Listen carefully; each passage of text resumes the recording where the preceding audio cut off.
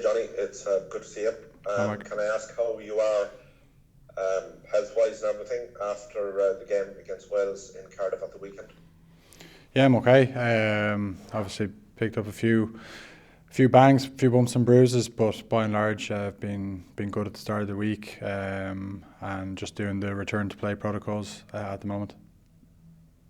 How surprised are you at the interest there is both in Ireland and indeed in France in your health and where you are in terms of concussion and everything like that and return to play protocols?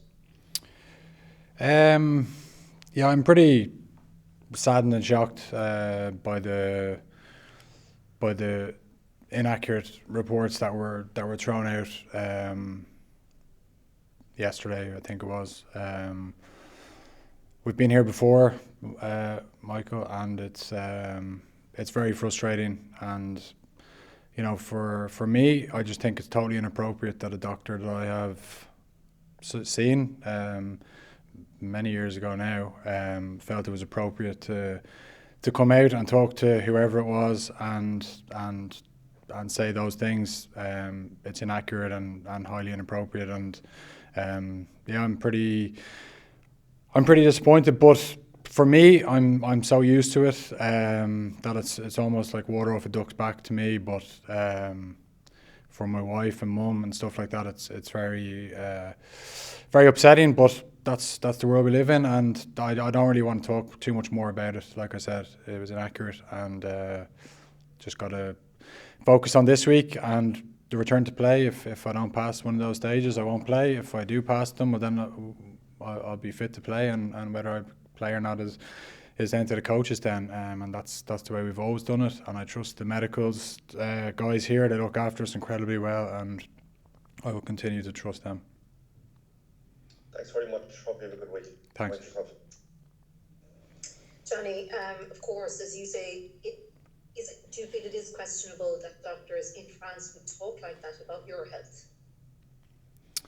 I thought there was a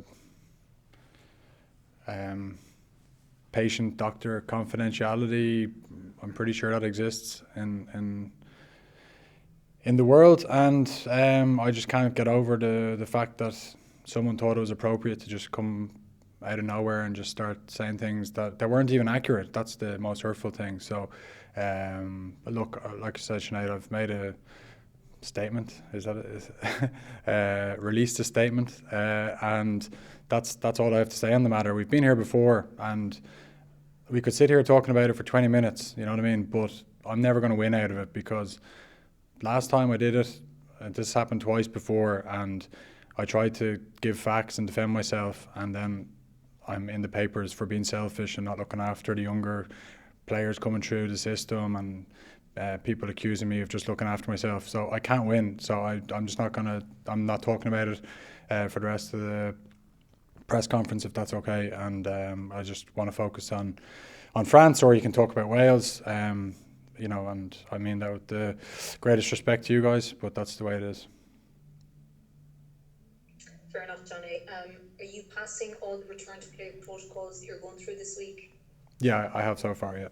I have to do another one today and tomorrow, and then we'll see how we go. So, yeah. Thanks.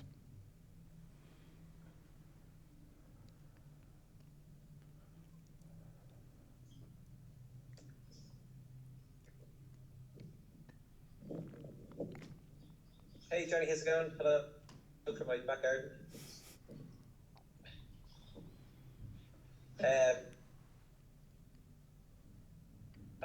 It's nothing related to those first questions that you had. Kind of relationship with I think the Wi-Fi in the garden's broken, Pat. Yeah, Pat, I have to go back indoors. It's the Wi-Fi there isn't good enough, mate. Okay, so maybe go back in, get yourself a cup of tea and come back to us. Does everyone else want to jump on there with access to Wi-Fi? Yeah, thanks, David. Johnny, just how impressive you've been with Pont, and how do you go about trying to stop him? Yeah, incredibly impressed. all through last year, we had a couple of club games against him. Leinster against Toulouse, he was very impressive, and I suppose the times that we dealt with him were the games that we won, and the one game where we didn't deal with him that well, he had a huge influence on the game. So he's incredibly influential with that team, and he is a big part of it. They've got some other threats, obviously, across the park, but I think he's obviously the main man, isn't he? So a lot of attention will be on him this week, and trying to make sure that we don't give him the time and space that he thrives in.